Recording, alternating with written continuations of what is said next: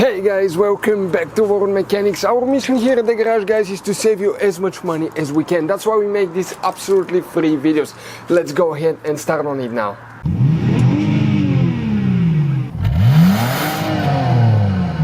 Today, we're going to explain you about vibrations in BMW X3 E83 model. It will be the same from 2004 all the way until 2010.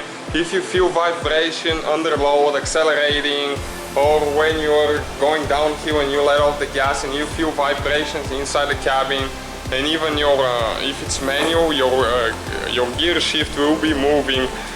Most likely 90% of the time it's an engine mount.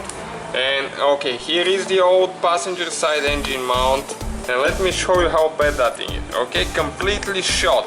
And what happens when it's like that? The engine moves up and down and it vibrates, and you feel that inside the cabin. It's terrible, and people spend a lot of money trying to replace bearings and drive shafts and all kind of stuff, but most of the time it's an engine mount. And this is the new one right here.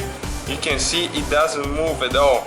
And now we're going to show you the driver's side as well, just to see how bad it was. Okay, this is the driver's side engine mount, completely shot. That's why the car was vibrating like crazy. I mean, at first it was a little vibration, and then it was getting more and more to the point where you feel it really bad. This is the new one made by Hamburg Technique. Both of them, they're about 110 bucks on eBay.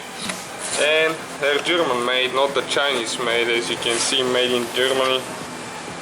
We have the video how to replace them on our channel.